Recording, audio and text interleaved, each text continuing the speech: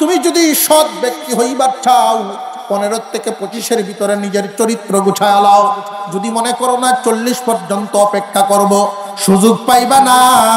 তোমার মতো কত 40-ওয়ালা দুনিয়ার থেকে বিদায় হয়ে যাও। মুসলমান ইমানদার ভাইয়ারা আমার, আপনার আমার পয়গম্বর বলেন, যৌবনকালকে গনিমত মনে করো, বুড়া হওয়ার আগে যৌবনকালটারে কাজে লাগায় দাও রে আমার উম্মত, যৌবনকালটারে কাজে লাগায় দাও। একজন যুবক এশার নামাজ পড়ে যদি ঘুমায়া যায়, আবার ফজরের নামাজ উঠে পড়ে, সাথের করে আর একজন বুড়া মানুষ, উনি এশার নামাজ পড়ে, সারা রাত ঘুমে যখন ধরে না, তসবিহ পড়ে, কোরআন শরীফ পড়ে, নামাজ পড়ে, ফজরের নামাজ পড়লো একই জামাতে। কিতাবের মধ্যে আসছে এই যে যুবক এশা এবং ফজর পড়িয়া সারা রাত ঘুমাইলো, আর একজন বুড়া মানুষ সারা রাত জেগে ইবাদত করলো, ওই বুড়া মানুষের ইবাদতের চাইতে যুবকের ঘুমটা আরো বরকতওয়ালা। কাইফা তাকফুরুনা বিল্লাহি ওয়া কুনতুম আমওয়াতান।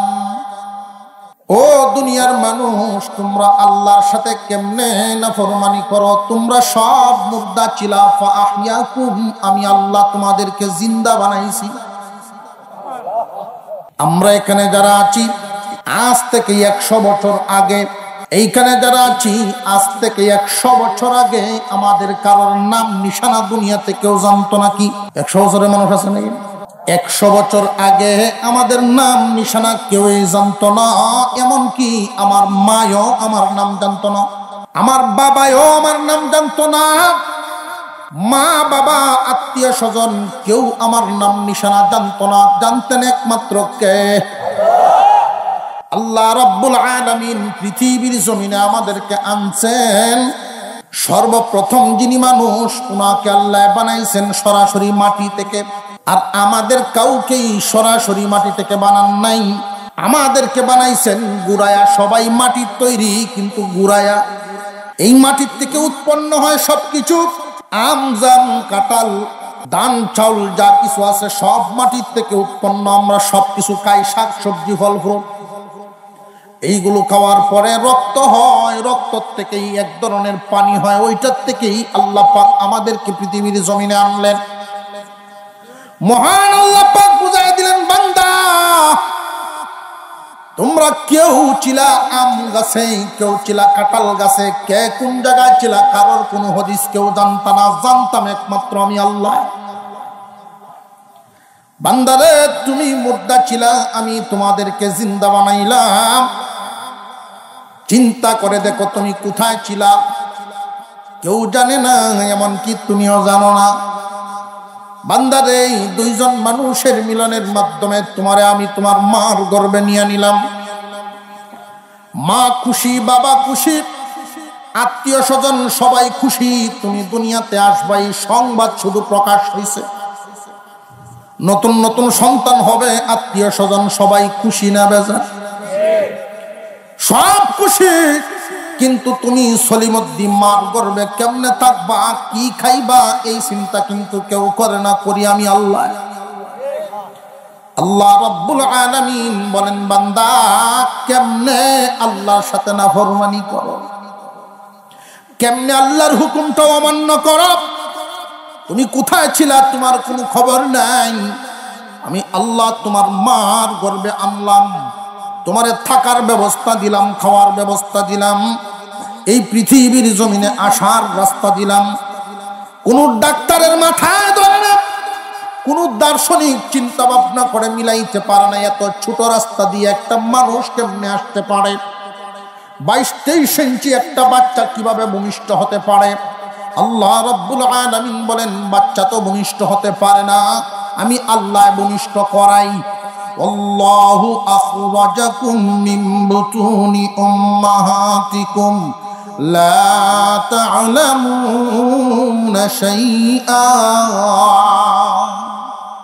আল্লাহ পাক রব্বুল আলামিন বলেন, বান্দারে আল্লাহু আখরাজাকুম, আল্লাহ তোমাদেরকে বের করেছেন, মিন বুতুনি উম্মাহাতিকুম, মার গর্ভ থেকে বের করেছেন, লা তা'লামুনা শাইআ, এমত অবস্থায় বের করেছেন, কিছুই জানতা না, কিছুই বুঝতা না।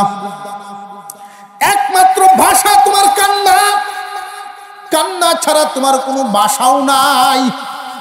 অথচ আমি আল্লাহ তোমার কোনো অভাব রাখি নাই রে বান্দা, তোমার সব ব্যবস্থা করিয়া দিছি।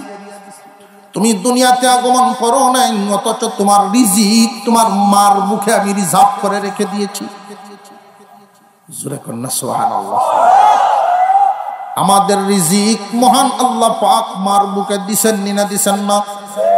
তাম পৃথিবীর কোন কোম্পানি, কোন ফ্যাক্টরি এমন দুধ আবিষ্কার করতে পারবে না, যত দামি দুধেই বাজারে আসুক না কেন, প্রত্যেকটা দুধের প্যাকেটের গায়ে লেখা আছে মায়ের দুধের বিকল্প নাই। তাম পৃথিবীর সকল বিজ্ঞানীরা মিলেও মার বুকের এক টুকরা দুধের সমান দুধ বানাতে পারবে না। আল্লাহ রাব্বুল আলামিন তোমার জন্য সুস্বাদু দুধের ব্যবস্থা, তোমার জন্য সুস্বাদু খাদ্যের ব্যবস্থা তুমি দুনিয়ার জমিনে আসার আগেই তোমার জন্য আল্লাহ করিয়া রাখছেন। বান্দারে, এই পৃথিবীর জমিনে তুমি আসছো, তোমার কোনো ভাষা নাই, তুমি কিছু বলতে পারো না, চাইতে পারো না। যেই মেয়েটা আজকে তোমাকে কুলে নিল মা হিসাবে, এই মেয়েটাই 2 বছর আগে একটা বাচ্চার পেশাব সহ্য করতে পারত না। তার কুলে কোনো পায়খানা করুক একটা বাচ্চা, এটা সহ্য করতে পারত না। অথচ আমি আল্লাহ তোমার সাথে তার দিলের একটা এমন টান তৈরি করে দিলাম, তোমার প্রতি তার মনটারে এমন ভাবে ঝুঁকায় দিলাম, তোমারে কুলে নিয়ে যদি সে খানা খাইতে বসে, এই সময় যদি তুমি তার কুলে পেশাব পায়খানাও করিয়া দাও, বান্দারে তোমারে সে ফেলাইয়া দিবে না। আমি আল্লাহ এমন মায়া মোহাব্বত তার দিলের ভিতরে ডাকিয়া রাখলাম, দিলের ভিতরে ডালিয়া দিলাম, তোমারে কোনোদিন সে কোনো কষ্ট দিতে চাইবে না। তোমার কষ্ট হোক এটা সে সহ্য করবে না। রে বান্দা, তোমার কান্নার একমাত্র ভাষা, আর কোনো কথা বলতে পারো না, অথচ তোমার মা রান্নাঘরে থেকে তোমার কান্নার আওয়াজটা শুনেই বুঝতে পারেন তুমি কি খিদায় কান্দো নাকি ব্যথায় কান্দো। তোমার মার দিলের সাথে তোমার কান্নার আওয়াজটারে আমি এমন এক সম্পর্ক করিয়া দিলাম, তোমার কান্নার আওয়াজ শুনলেই তোমার মা পাগল পারা হইয়া যায়। এই সব কিছুর করছেন একমাত্র কে? কাইফা তাকফুরুনা বিল্লাহি ওয়া কুনতুম আমওয়াতান ফাআহইয়াকুম। বান্দারে, কেমনে তোমরা সেই আল্লাহর সাথে নাফরমানি করো? তোমরা সব ছিলা মুর্দা, আল্লাহ পাক বলেন আমি করলাম তোমাদেরকে জিন্দা। এই পৃথিবীর জমিনে বালেগ হওয়ার আগ পর্যন্ত তোমার পিছনে শুধু আমি নিয়ামত দিয়েই গেলাম, দিয়েই গেলাম, দিয়েই গেলাম। এই যে নিয়ামত দিলাম, যখন তুমি বালেগ হয়ে গেলা, আমি আল্লাহ হুকুম দিলাম 5 ওয়াক্ত নামাজ আদায় করো, 5 ওয়াক্ত নামাজ আদায় করো, আমি আল্লাহর হুকুম পালন করো। যদি গরিব হও তাহলে তোমার উপরে তো নামাজটাই সবচেয়ে গুরুত্বপূর্ণ। আল্লাহর পয়গম্বরের একজন সাহাবী বিশ্বনবীর কাছে গিয়া বলেন, নবীজি, ইসলামকে আমার জন্য একটু ছোট করে দেন যেন আমি পালন করতে পারি। আমি একজন গরিব মানুষ, গরিব মুসলমান, ইসলাম গ্রহণ করেছি, কালিমা পড়েছি। আল্লাহর পয়গম্বর বলেন, তুমি গরিব মুসলমান? জি হুজুর, আমি গরিব মানুষ, পরের ক্ষেত খামারে কাজ করি।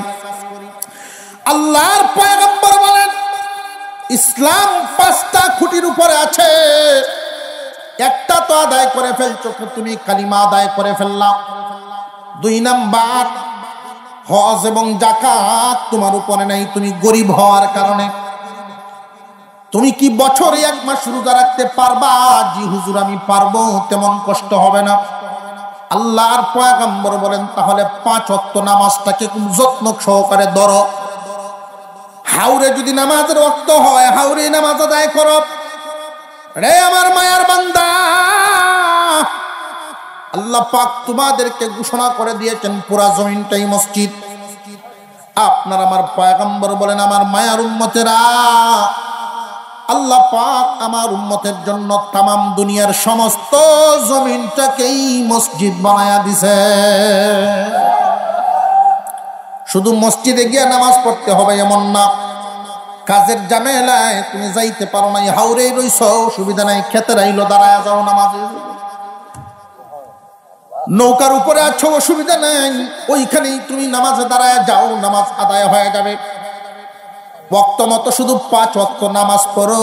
আল্লাহর পয়গম্বর বলেন, আমার সাহাবী, 5 ওয়াক্ত নামাজ কি আদায় করতে পারবা নাকি? জি হুজুর, চিন্তার কোনো কারণ নাই, আমি 5 ওয়াক্ত নামাজ খুব আসানের সাথে আদায় করতে পারবো। আল্লাহর পয়গম্বর বলেন, যদি পারো 5 ওয়াক্ত নামাজের জিম্মাদারি, 5 ওয়াক্ত নামাজের হেফাজত যদি তুমি করতে পারো, আমি তোমারে জান্নাতে নেওয়ার জিম্মাদারি নিলাম। বালেগ হওয়ার আগ পর্যন্ত আল্লাহ আমাদের প্রতি নিয়ামত দিছেন, নিনা দিছেন না। যেই মাত্র বালেগ হয়ে গেলাম, তখন আমার উপরে ফরজ হয়ে গেছে নামাজ। একখানা হাদিস আপনাদের সামনে তিলাওয়াত করেছি। দেখতে দেখতে কিন্তু জিন্দেগি শেষ হয়ে যাবে। গজল বলল যুবক ছেলেটা, গজল বলছে, কেমন করে তুমি ঘুমায় আছো, ফজর পরে কাজা, তুমি কি বলতে পারো যে জহুরে হবে না তোমার জানাজা? এরকম কোন কথা গ্যারান্টি কি আমাদের কাছে আছে নাকি? এমনও তো হইতে পারে জহুরে আপনার আমার জানাজা। কার জানাজার কাফনের কাপড় বাজারে এসে গেছে কেউ জানে নাকি? আর একটু জোরে কম। আল্লাহ রাব্বুল আলামিন আমাদেরকে এই দুনিয়ার জমিনে পাঠাইছেন, আমরা একদম হুঁশ নাই, বেহুশ হয়ে জীবন যাপন করি। আপনার আমার পয়গম্বর হাদিসে পাকের মধ্যে বলেন, যেই হাদিসকে আমি খুতবায় পাঠ করলাম, ক্বালান নবী সাল্লাল্লাহু আলাইহি ওয়াসাল্লাম, ইরতানিম খামসান ক্বাবলা খামসিন, শাবাবাকা ক্বাবলা হারামিক, সিহহাতাকা ক্বাবলা সুকমিক, ওয়া গিনাকা ক্বাবলা ফাকদিক, ফারাগাকা ক্বাবলা শুগলিক, ওয়া হায়াতাকা ক্বাবলা মাউতিক। আমার মায়ার উম্মতেরা রে, 5টা জিনিসকে গনিমত মনে করবা 5টা জিনিস আসার আগে। 5টা জিনিসকে গনিমত মনে করবা তোমরা 5টা জিনিস আসার আগে। 1 নাম্বার, যৌবন কালটাকে গনিমত মনে করব বার্ধক্য আসার আগে। যৌবন কালটাকে গনিমত মনে করবা বার্ধক্য আসার আগে। বার্ধক্য কিন্তু তুমি যদি বেঁচে থাকো আসবেই, এমন কোনো বাহাদুর নাই যে বার্ধক্য ফিরায় রাখতে পারে। বার্ধক্য তার আসবেই। আজকে তুমি আয়নার সামনে নিয়ে দেখো, তুতায় কোনো পশম নাই, কিছুদিন পরেই দেখবা কাঁচা দাড়িতে চেহারাটা বড়ে গেছে। রে বান্দা, এর কিছুদিন পরেই দেখবা তোমার দাড়িগুলো সাদা হওয়া শুরু হয়ে গেছে। এর মানে হইল চিঠিপত্র আসা শুরু হয়ে গেছে। আল্লাহর বান্দা, তৈরি হইয়া যাও। এতো দুনিয়া, আর তো কিছু নাই। অথচ এই দুনিয়ার কি পরিমাণ স্বপ্ন, কি পরিমাণ স্বপ্ন। আইরে স্বপ্ন দেখতে দেখতে চক্ষু, দেখতে দেখতে চক্ষু কানা হয়ে যায়। স্বপ্ন দেখতে দেখতে, স্বপ্ন দেখতে দেখতে শাবাবাকা ক্বাবলা হারামিক, যৌবনকালটাকে গনিমত মনে করবা বুড়া হওয়ার আগে। বালেগ হওয়ার পর থেকেই যদি একজন মানুষ যৌবনকালটাকে কাজে লাগায় দিতে পারে, কি কাজে? আল্লাহর সন্তুষ্টির কাজে। আল্লাহর সন্তুষ্টির কাজে যদি যৌবনকালটাকে একজন লাগায় দিতে পারেন, ওই মানুষটা বোনাস পাবে। বোনাস কি নাস? আরো জোরে। একজন সরকারি কর্মচারী যদি তার উপযুক্ত সময় যৌবনটা যদি সরকারকে দিয়া দেয়, লক্ষ্য করে দেখবেন রিটায়ার্ডের পরে যখন বাড়িতে বসে যায়, এখন আর ডিউটি করতে পারে না, বুড়া হয়ে গেছে। এরপরেও মৃত্যুর আগ পর্যন্ত তার জন্য বাতার ব্যবস্থা আছে না নাই? ঠিক তেমনি ভাবে আল্লাহর কোন বান্দা যৌবনকালটা যদি আল্লাহর সন্তুষ্টিতে কাটায়া দেন, যৌবনকালে যদি 5 ওয়াক্ত নামাজ মসজিদে গিয়া পড়ে, বুড়া হইলে আর 5 ওয়াক্ত যাইতে পারবে না। বিছানায় বসে বসে আফসোস করবো, এর চোখে দেখি না, প্যারালাইসিস হয়ে গেছে, অসুস্থ হয়ে গেলাম, যাইতে পারি না। যৌবনকালে একজন মানুষ ইচ্ছা করলে 10 মাইল দূরে গিয়ে একটা জানাজা পড়তে পারবো। যৌবনকালে ইচ্ছা করলে এই সুতার পাড়ার যদি 30টা যুবক নিয়ত করে যে আমরা এই গ্রামের উন্নয়নমূলক কাজ করব, রাস্তাঘাট মেম্বারের দেউক আর না দেউক, আমরা ছোট ছোট কাজগুলো 10 মিনিট কষ্ট করলে 30 জনের 10 এলাকার মানুষ চলাফেরার সুযোগ সুবিধা হয়ে যায়। এই 30 জন যুবক যদি নিয়ত করে আমরা 5 ওয়াক্ত নামাজ মসজিদে পড়ব, অসুবিধা থাকলে যার যেখানে হয় সময় হয়ে যায় নামাজ আদায় করে ফেলবো।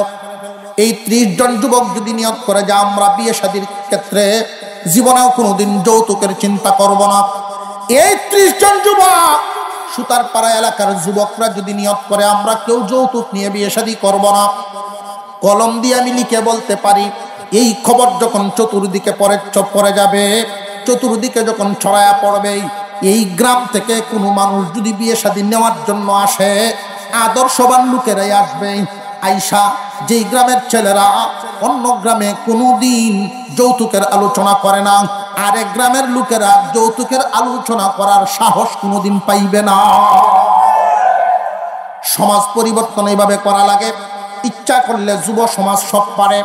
রে যুবক ভাইরা, এই সমাজের মেরুদণ্ড, জাতির মেরুদণ্ড হলো যুব সমাজ। যুবকরা যদি ইচ্ছা করে পুরো জাতি পরিবর্তন করে দিতে পারে। যুবকের বিবেক যদি জাগ্রত হয়ে যায়, 2-4 জন যদি নেতৃত্ব দেয়, সব যুবকদেরকে সহি পথে চলায়ন করে, দেখবেন পুরো এলাকা পরিবর্তন হয়ে গেছে। এই জন্যই আল্লাহর নবী বলেন, যৌবন কালটারে গনিমত মনে করো, কাজে লাগাও বুড়া হওয়ার আগে।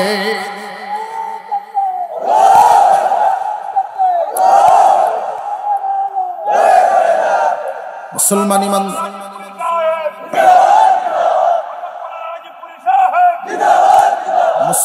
ইমানদার ভাইরা আমার, একজন যুবক মানুষ খুব ভালো করে লক্ষ্য করে, একজন যুবক মানুষ যদি তার যৌবন কালটারে আল্লাহর সন্তুষ্টির কাজে লাগায়া দেয়, আল্লাহ কত খুশি হন লক্ষ্য করে দেখবেন। যখন এই যুবক বুড়া হয়ে যাবে, বিছানায় পড়ে যাবে, সপ্তাহে একদিন মসজিদে যাইতে পারে, 5 ওয়াক্ত যাইতে পারে না, চোখের পাওয়ার নাই, শরীরের শক্তি নেই, জানাজায় যাইতে পারে না, খুব দুর্বল হয়ে গেছেন। এই বুড়া মানুষটা বিছানায় বৈশা বৈশা আফসুস করেন, চোখের পানি ছাড়েন, আল্লাহ এমন একটা সময় ছিল এলাকার মানুষের উপকার করতাম, এমন একটা সময় ছিল দ্বীনি কাজে অংশগ্রহণ করতাম, এমন একটা সময় ছিল দাওয়াতের তাবলীগের মেহমান আসলে তাদের খেদমত করতাম, এমন একটা সময় ছিল দ্বীনি কাজগুলোর সাথে জড়িত থাকতাম, সমস্ত দ্বীনি কাজে আমি আগায়া যাইতাম। আজকে বুড়া হয়ে গেছি, এখন তো আর দুর্বলতার কারণে যাইতে পারি না, মন তো কান্দে। আল্লাহ রাব্বুল আলামিন বলেন, ফেরেশতারা রে, আমার বান্দা নিজে নিজে বুড়া হয় নাই, আমি বুড়া বানাইছি। আমার বান্দা নিজে বুড়া হয় নাই, আমি বুড়া বানাইছি। সুতরাং নেকি লিখার কলমটা আমার বান্দার নেক আমল, যৌবন নেকি লিখার কলমটা চালাইতা আমার বান্দা এখন করতে পারে না বুড়া হওয়ার কারণে। তাই বলে নেকি লিখার কলম থামায়ও না, মৃত্যুর আগ পর্যন্ত আমার বান্দার আমল নামায় জোয়ান থাকাকালীন সময়ের মতো নেকি লিখিয়া যাও। মুসলমান ইমানদার ভাইরা আমার, আল্লাহর পয়গম্বর বলেন, শাবাবাকা কাবলা হারামিক, যৌবনকালকে গনিমত মনে করো বুড়া হওয়ার আগে। রে যুবক ভাইরা, এখনই নিজের জীবনটাকে গড়ার সময়। 15 থেকে 25, সর্বোচ্চ 30 এর ভিতরে নিজেকে গুছায়া ফেলো। সময় নাই 15 থেকে 25-এর ভিতরে তোমার খাসলত যা হবে, সারা জিন্দিগির উপরে এটার প্রভাব পড়ে যাবে। তুমি যদি নামাজি হয়ে যাও, এর ভিতরেই হয়ে যাও, সারা জীবন ভর নামাজে তোমারে টানবো, তোমার জন লাগবো না, নামাজে তোমারে টানবো। মুসলমান ইমানদার ভাইরা আমার, তুমি যদি সৎ ব্যক্তি হইবার চাও, 15 থেকে 25-এর ভিতরে নিজের চরিত্র গুছায়া লাও। যদি মনে করো না 40 পর্যন্ত অপেক্ষা করব, সুযোগ পাইবা না। তোমার মতো কত 40ওয়ালা দুনিয়ার থেকে বিদায় হয়ে যাও। মুসলমান ইমানদার ভাইয়ারা আমার, আপনার আমার পয়গম্বর বলেন, যৌবনকালকে গনিমত মনে করো বুড়া হওয়ার আগে। যৌবনকালটারে কাজে লাগায়া দাও রে আমার উম্মত, যৌবনকালটারে কাজে লাগায়া দাও। একজন যুবক এশার নামাজ পড়ে যদি ঘুমায়া যায়, আবার ফজরের নামাজ উঠে পড়ে, সাথের করে আর একজন বুড়া মানুষ, উনি এশার নামাজ পড়ে, সারা রাত ঘুমে যখন ধরে না, তসবিহ পড়ে, কোরআন শরীফ পড়ে, নামাজ পড়ে, ফজরের নামাজ পড়লো একই জামাতে। কিতাবের মধ্যে আসছে এই যে যুবক এশা এবং ফজর পড়িয়া সারা রাত ঘুমাইল, আর একজন বুড়া মানুষ সারা রাত জেগে ইবাদত করলো, ওই বুড়া মানুষের ইবাদতের চাইতে যুবকের ঘুমটা আরো বরকতওয়ালা। মুসলমান জোয়ান বয়সটারে কাজে লাগায়, কিন্তু আমরা তো জোয়ান বয়সটারে কাজে লাগাই নাই। আফসোস আফসোস, লাগায় কোন সময়?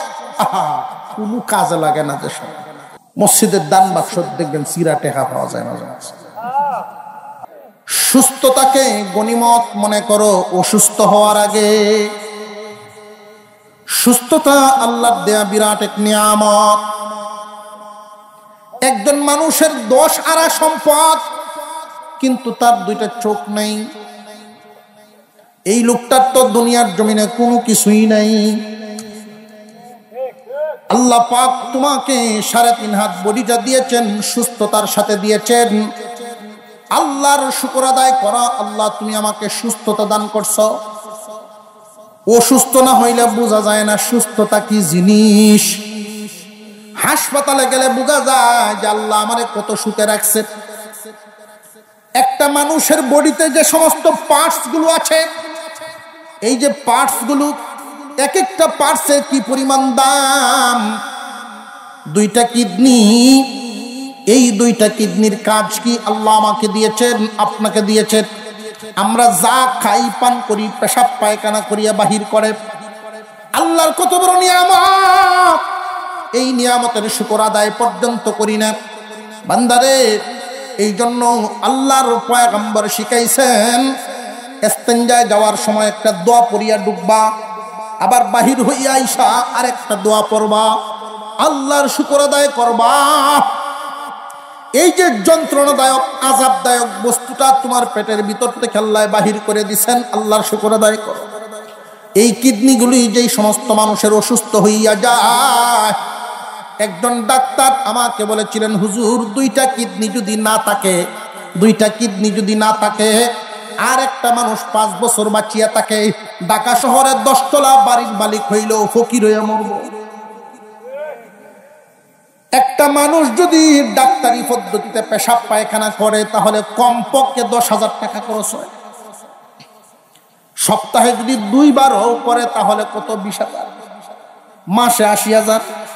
আরো এর ভিতরে আরো আসা যাওয়া ওষুধ দরকার আছে না নাই? প্রতি মাসে 1 লাখ। 5টা বছর যদি এই মানুষটা বাঁচিয়া থাকে, অবস্থাটা কোথায় দাঁড়াবে? মুসলমান ইমানদার ভাইরা আমার, শুধু কিডনির কথা বললাম, চোখের দাম আছে না নাই? আল্লাহ পাক রব্বুল আলামিন তোমাকে যেই নিয়ামত দান করেছেন। বাসের মধ্যে একদিন দেখলাম একজন সুন্দর চেহারার অধিকারী যুবক ভিক্ষা করতেছে, চোখ নেই। এই লোকটা কান্দে আর বলে, ভাই সকল, আমি একজন শিক্ষিত মানুষ, তকদিরে লেখা আছে আমি ভিক্ষা করব। আমি MA পাস, একটা কোম্পানির বড় অফিসার ছিলাম। হঠাৎ করে একদিন ঘুম থেকে উঠে দেখি আমার চোখের আলো নাই। আল্লাহ পাক রব্বুল আলামিন সবকিছু দিতেও পারেন, নিতেও পারেন। চোখের আলো নাই। বাংলাদেশের ডাক্তাররা পরামর্শ দিল, এই দেশে চিকিৎসা নাই, লন্ডনে যান। যদি লন্ডনে যাইতে পারেন, হয়তো আপনার চোখের আলোটা ফিরে আসতে পারে। জায়গা জমি বাড়ি ঘর যা কিছু স্থাবর অস্থাবর ছিল, সব কিছু বিক্রি করে চিন্তা করলো, যদি চিকিৎসা করে সুস্থ হতে পারি, দুনিয়াতে 2-4টা বাদ খায় তো টিকতে পারবো। লোকটা শিক্ষিত, এইভাবে টাকা পয়সা ব্যবস্থা করে গেল বিদেশের মাটিতে, লন্ডনে উন্নত চিকিৎসা করাইল। 1.5 মাসের সময় ওইখানে অতিবাহিত করার পর ওই ডাক্তার বলতেছে, বাবাজি, আমরা আমাদের চেষ্টা করলাম, কোন সাইড বাকি নাই। এখন একটা জায়গায় ত্রুটি আছে, যেটা আমাদের হাতে ক্ষমতা নাই, এটা দেওয়ার মালিক একমাত্র আল্লাহ। আমি ওইখান থেকে ঘুরে চলে আসলাম, এখন বাসে বাসে ভিক্ষা করি। সবকিছুর মালিককে এই যে 3.5 হাত বডিটা দিয়েছেন আল্লাহ পাক রব্বুল আলামিন, কয়দিন শুকরিয়া আদায় করেন, কয়দিন শুকরিয়া আদায়। সিহাতাকা ক্বাবলা সুকমিক, সুস্থতাকে গনিমত মনে করো অসুস্থ হওয়ার আগে। জেনে শুনে গিয়ে অসুস্থ হইও না, এমন খাবার খাও না যেই খাবারে অসুস্থ হয়ে যাও। নিজের উপরে নিজে জুলুম করবা না বান্দা। আল্লাহ দেয়া প্রত্যেকটা পার্টস খুব দামি দামি, প্রত্যেকটা অঙ্গ খুব দামি দামি। 3 নাম্বার গানাকা ক্বাবলা ফাকরিক, দনিত্বকে গনিমত মনে করো ফকিরি আসার আগে। দনিত্বকে গনিমত মনে করো ফকিরি আসার আগে। ধন সম্পদ দেওয়ার মালিককে। এই আওয়াজটা একটু কম হয়েছে, সন্দেহ আছে মনে হয়। সম্পদ দেওয়ার মালিককে। কোন মানুষ চিন্তা ভাবনা করে যে কষ্ট করলে সম্পদ হইব? সারাদিন পরিশ্রম করতেছে, দিন রাত চেষ্টা করে মাটি কাটার কাজ করতেছে, এরপরও তো ধনী হইতে পারে না। সম্পদ দেওয়ার মালিক আল্লাহ। কাউকে মাল দিয়া পরীক্ষা করেন, কাউকে মাল না দিয়া পরীক্ষা করেন। মাল না দিলে যদি বান্দা আল্লাহর প্রতি অসন্তুষ্ট হয়, তাহলে সে না শুকর বান্দা। অনেক সময় মানুষ গরিব হওয়ার কারণে কয় আল্লাহ আমারে দেখলো না। বান্দা তোমার যে দেখলো না, এই 3.5 হাত বডিটা কি তোমার শ্বশুর বাড়ির মানুষে দিছে? কেন দিছে? আরো জোরে। আল্লাহ রাব্বুল আলামিন এই 3.5 হাত বডিটা দিয়েছেন, এটাই তো বড় নিয়ামত। এই 3.5 হাত বডি, এই 3.5 হাত বডিটা যদি আল্লাহ আমাকে না দিতেন, ত্রুটিযুক্ত করতেন, তাহলে তো আমার মতো কত মানুষ ভিক্ষা করে। আল্লাহ তাআলা আমাকে সুস্থতা দিয়েছেন, এই জন্য আমি কাজ কাম করে খাইতে পারি। কথা বুঝে আসতেছে? ধন সম্পদ কম হইলে আফসোস করবেন না, গরিব হইলে আফসোস করবেন না। যদি দেখা যায় আপনি এমন ভাবে চলতে পারেন, এমন ভাবে যদি আপনি চলতে পারেন যে কাউরে আপনি দিতে পারেন না, কিন্তু কারোর কাছে তো চাওয়াও লাগে না। যদি আপনি কারোর কাছে চাওয়া না লাগে, কাউরে দিতে পারলেন না, অসুবিধা নাই, আপনি একজন সুখী মানুষ। ধনী হইলে সম্পদের ঠেলাও আছে। হুজুর আকরাম সাল্লাল্লাহু আলাইহি ওয়াসাল্লাম মেরাজ থেকে এসে বলেন, আমি জান্নাতও উকি দিয়া দেখছি, জাহান্নামও উকি দিয়া দেখছি। জান্নাত দেখলাম উকি দিয়া, জাহান্নাম দেখলাম উকি দিয়া। জান্নাত উকি দিয়া আমি দেখলাম জান্নাতের যত বাসিন্দা বেশিরভাগই দুনিয়ার গরিব গুরাবা। দুনিয়ার গরিব মানুষগুলো ওইখানে কপাল ভালো, কারণ হিসাব নিকাশ কম। কিন্তু ধনী হইলেই হিসাব নিকাশ আছে না নাই? ধন সম্পদ হইলেই লাভ দেওয়ার সুযোগ নাই। আল্লাহর পয়গম্বর বলেন, সম্পদ যখন তোমার কাছে আসে, সম্পদ পাইয়া সম্পদ রে কাজে লাগাও। জ্ঞানাকে ক্বাবলা ফাকরিক, ফকিরি আসার আগে দনিত্বকে কাজে লাগাও, সম্পদকে কাজে লাগায়া দাও। সম্পদকে কি কাজে লাগানো, কি কাজে লাগানো? আজকে যদি তোমার কাছে একজন মানুষ আল্লাহর হস্তে হাত পাতে, আল্লাহর হস্তে হাত পাতে, ওই মানুষের হাতটা ঘুরায় দিতে নাই। কিয়ামতের কঠিন ময়দানে আল্লাহ পাক রব্বুল আলামিন একদল ধনী মানুষ আসামির কাঠগড়ায় দাঁড়াবে। আল্লাহ এদেরকে বলবেন, আমি তোকে সম্পদ দিলাম, আমি তোকে সবকিছু দিলাম, কিন্তু আমি একদিন খানা চাইছিলাম, আমারে তুই খানা দেস নাই। আমি একদিন টাকা চাইছিলাম, আমারে তুই টাকা দেস নাই। আমি একদিন কাপড় চাইছিলাম, আমারে তুই কাপড় দেস নাই। বান্দায় বলতে থাকবে, আল্লাহ আপনি তো এগুলোর থেকে পবিত্র। আল্লাহ পাক রব্বুল আলামিন বলবেন, আমি পবিত্র। ওই যে একজন গরিব মানুষ তোর কাছে হাত পাচ্ছিল, এটাই আমি আল্লাহর হাত। সম্পদ দেওয়ার মালিক আল্লাহ। কাউকে সম্পদ দিয়ে আল্লাহ পরীক্ষা করেন, কাউকে না দিয়া পরীক্ষা করেন। বান্দা সম্পদ পায়া যদি সীমা লঙ্ঘন করে ফেলো, লাগামহীন চলাফেরা করো।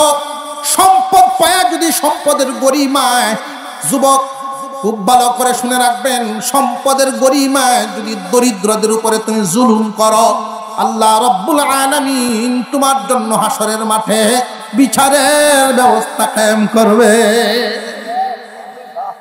সম্পদের হক আদায় করো। আজকালকার সমাজে সম্পদের হক আদায় হয় না। এই কারণেই লক্ষ্য করে দেখবেন দাদার আমলের সম্পদ নাতি পর্যন্ত যায় না। আছে না নাই? দাদার আমলের সম্পদ নাতি পর্যন্ত। মালের হক কেমনে আদায় করান? মালের হক আদায় করার 1 নম্বর পদ্ধতি, কেউ যদি আল্লাহর রাস্তে হাত পাতে, মসজিদ মাদ্রাসা বিভিন্ন শিক্ষা প্রতিষ্ঠান, বিভিন্ন গরিব গুরাবা, এদের কাউকে খালি হাত ফিরত দিবেন না। 2 নাম্বার, আপনার আন্ডারে, আপনার অধীনস্থ, আপনার কাছে পিছে যত মানুষ থাকবে এদের হক আদায় করবেন। আল্লাহর পয়গম্বর জানায় দিয়েছেন, গরিবের শ্রমিকের ঘাম ঝরার আগেই তার পয়সা দিয়ে দাও। অনেক মানুষ আছে এইখানে লইয়া দুন্দুর গুন্দুর, আছে না নাই? তাল বাহানা করেনি না করে না? অসুবিধা হইতেছে কত? আর কয়েকটা মিনিট চললে তো আপনারা খালি উড়া বসা করবেন, তাই বুঝতাম পারা। আপনারা খালি একটু লড়া কম লাগতো না, যে খারাপ লাগতেছে, একটু খালি লড়বেন, তাই বুঝলাম আপনার অসুবিধা হইতেছে। মুসলমান ভাইরা, অনেকেই বসছেন ফাও সামনের দিকে কাটা হবে, এটা কিন্তু সুন্নতের খেলাফ বসাটা। এভাবে বসা আল্লাহ রসুল হাদিসে নিষেধ করছে। এই নিষেধটা কি খালি এখন যে কয়ে দিছি এখনই না, গড় সব সময়? অনেকে দেখছি মসজিদে ফাও লম্বা করিব বয়, এই ভাই যে বয়, নবীজি তো হাদিসে নিষেধ করছেন। নিষেধটা যে কেন করছেন এটা এখন বুঝি। একটা মানুষ লুঙ্গি ভিন্দে যদি ভাবি কারো বয়, নিচেদের লুঙ্গির কাপড়টা খুব সাবধানে ধরে রং লাগতো না? যদি কোনো সময় নিচের ভাট্টাটা ঘুরে দেখা, গতিটা কিনতে হবে কত দেখে গাছ লাগিয়ে যেতে না। এই জন্য এইভাবে বসাই নিষেধ, এভাবে বসাই নিষেধ। আল্লাহ আমাদেরকে আমলের তৌফিক দান করেন, বলুন আমিন। ধনী মানুষ 5 কাটা ক্ষেত লাগাইব, 4-5 জন আইসে ক্ষেত লাগাইতো, সাজি ক্ষেতটা কতখানি, 4 হাড়া একটু বেশি আছে, আছে না নাই? 4 হাড়া একটু বেশি আছে। এটা হইল গরিব মারার কারবার। গরিব মারার কল যারার বাড়িতে আছে বুঝে রাখবেন, বাড়ির থেকে তাড়াতাড়ি কলটা বাইর করেন, নইলে সম্পদ চলে যাবে। গরিব মারার কল কিন্তু রাখবেন না, সম্পদ টিকবে না। কিয়ামতের দিন আপনার নেকিও চলিয়া যাইব। আর অনেক গরিবও আছে, এরাও বেতাল, বুঝলে তুমি কিছু। কোন ক্ষেত গিয়া আর একটা ক্ষেতের বায়না রাখছে, যুক্তি করে কয় পাতলা পাতলা মেরে দেয়, তাড়াতাড়ি কেমনে শেষ করতো, পাতলা পাতলা মেরে দেয়। জীবন ভর ভাই এটাই করণ লাগবো, এই কাজ আর দূর হইতো না। জানিয়া রাখবেন, খুব সাবধান, খুব সাবধান। সব দিকে নীতি যেন কাটাটা ঠিক থাকে, কাটা সত্যের কাটা ঠিক থাকা চাই। হাকিম লুকমান বলেন, কোন গরিব মানুষ যদি পরের কাজটারে নিজের মনে করিয়া, পরের কাজটারে নিজের মনে করে, এইভাবে 12 বছর লাগতো না, আল্লাহ তার দিন ঘুরাইল।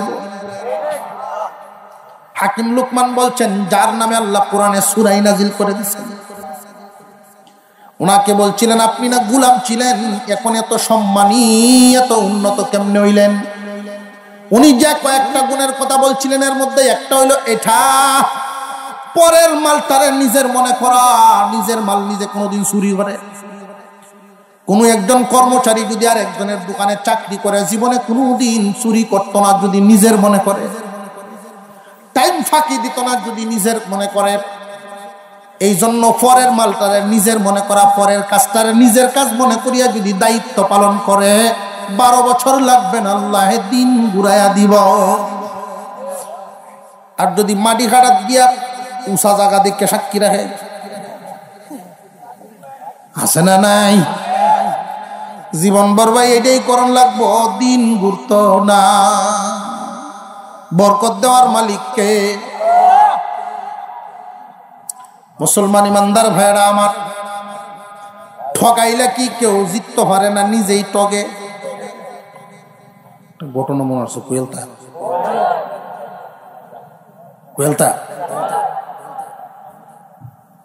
আপনারা গুমটুন্ড একটু লড়ুক।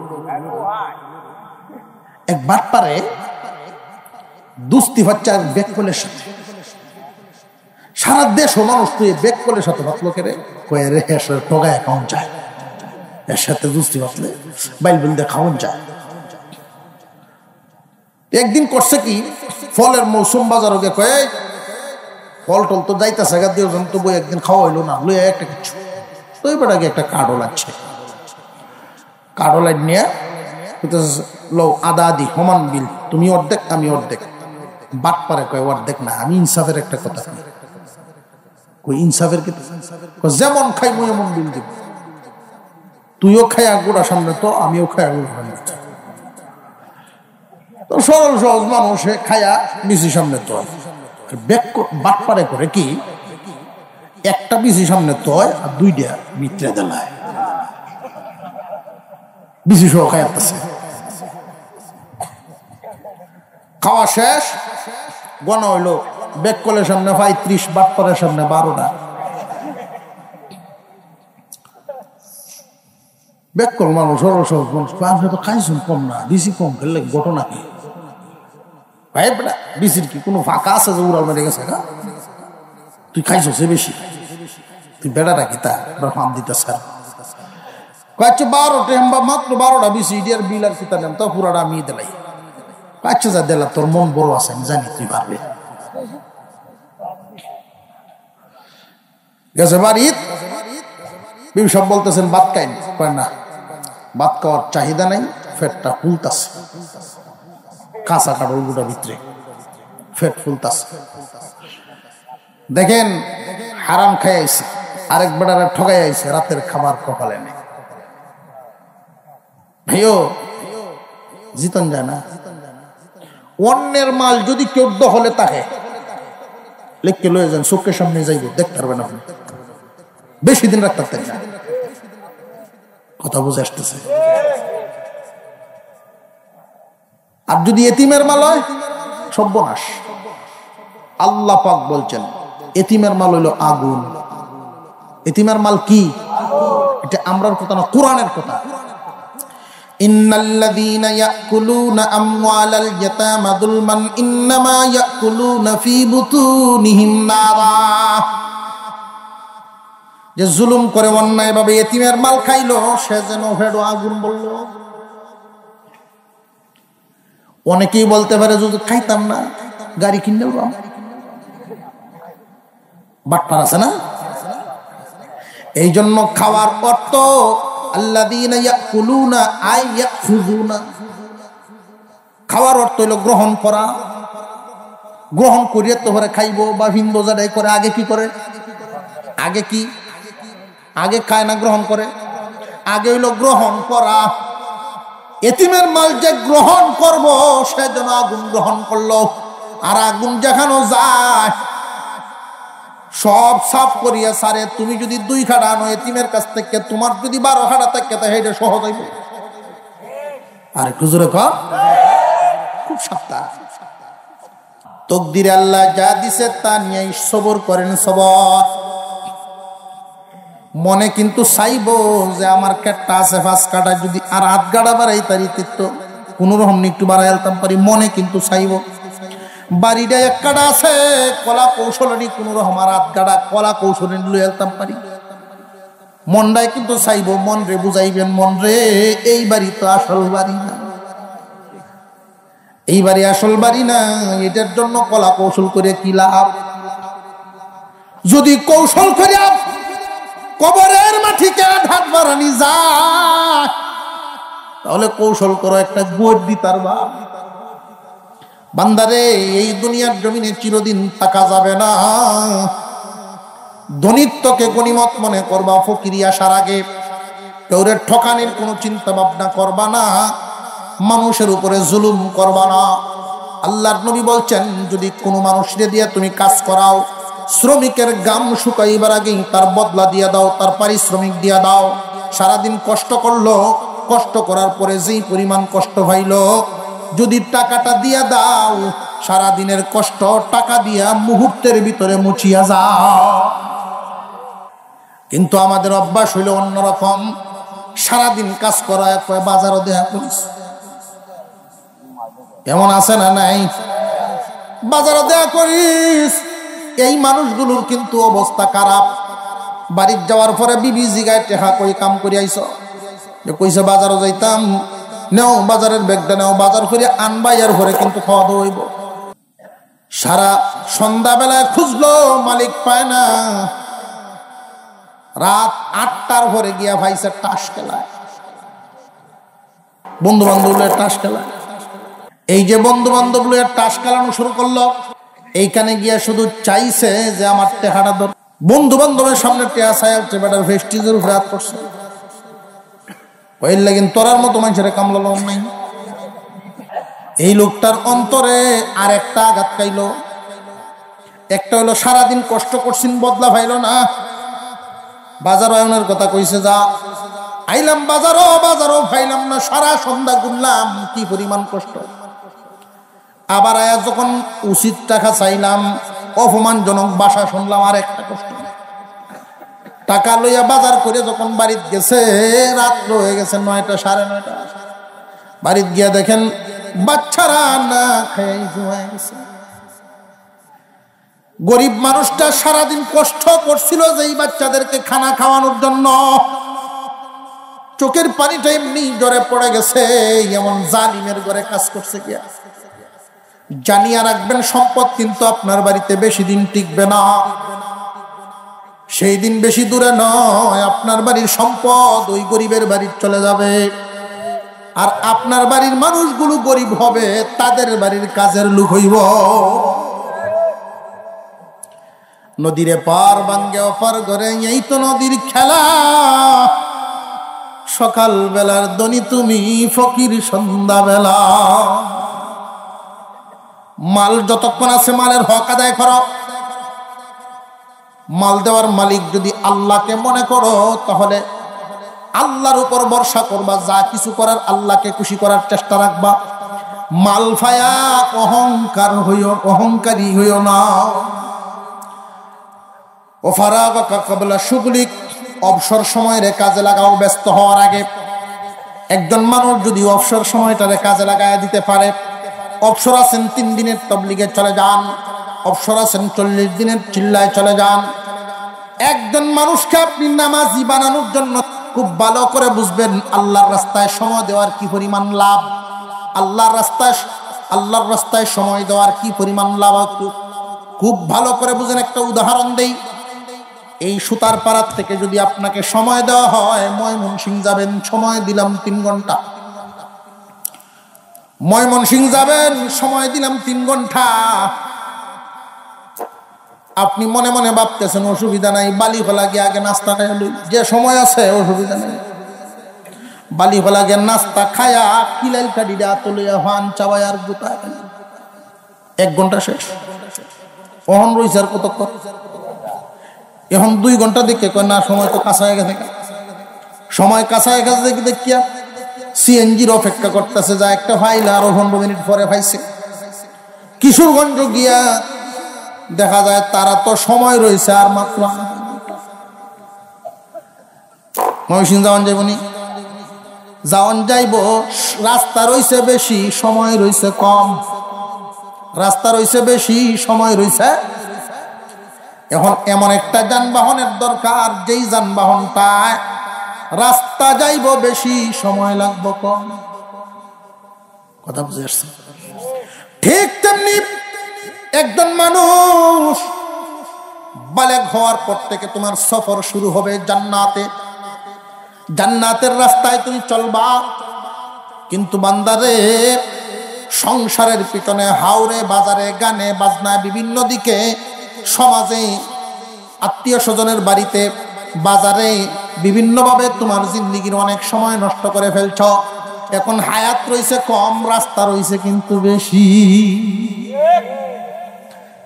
হায়াত রয়েছে কম, রাস্তা রয়েছে।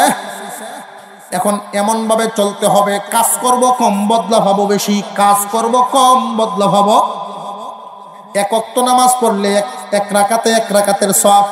কিন্তু 1 রাকাত নামাজ যদি কেউ জামাতে পড়ে, 1 রাকাতে 25 থেকে 27 রাকাতের সওয়াব। এই 1 রাকাত নামাজ কেউ যদি জামে মসজিদ যেখানে জুম্মার নামাজ হয় ওইখানে গিয়ে আদায় করতে পারে, প্রতি রাকাতে 500 রাকাতের সওয়াব। এই 1 রাকাত নামাজ যদি বাইতুল মুকাদ্দাসে হয় 1000 রাকাতের সওয়াব, 1 রাকাত নামাজ যদি মসজিদে নববীতে হয় 50,000 রাকাতের সওয়াব, আল্লাহর ঘরে যদি হয় 1 লক্ষ রাকাতের সওয়াব। কোন মানুষ যদি মনে করে আমার জীবনের অনেক সময় আমি নষ্ট করে ফেলেছি, জান্নাতের পথে চলার কথা আল্লাহ জানাইছেন, কিন্তু আমি চলি নাই, অনেক নষ্ট করে ফেলছি, এখন তো আমার এমন কাজ করতে হবে, কাজ করব কম বদলা পাবো বেশি, কাজ করব কম বদলা পাবো বেশি। তাহলে 1 ওয়াক্ত নামাজ সমস্যা থাকলে একা পড়েন, অসুবিধা নাই, কিন্তু চেষ্টা করবেন জামাতে পড়ার জন্য। পড়বেন 1 রাকাত সওয়াব পাইবেন 27 রাকাত, পড়বেন 1 রাকাত মসজিদ হইলে সওয়াব পাইবেন 500 রাকাত। কারণ আমার রাস্তা রয়েছে বেশি, সওয়াবেরও দরকার বেশি। অবসর সময় যদি পান, এই অবসর সময়ের জন্য আল্লাহর রাস্তায় বেরিয়ে যান। আল্লাহর রাস্তায় যদি বাইরন 3 দিন 40 দিন 1 চিল্লা 2 চিল্লা 3 চিল্লা 4 চিল্লা যা পারেন, আল্লাহর রাস্তায় যদি 3 দিনও খাটায় দেন, আল্লাহর রাস্তায় 1 রাকাত নামাজ 7 কোটি, কোন বর্ণনায় 49 কোটি রাকাতের সওয়াব।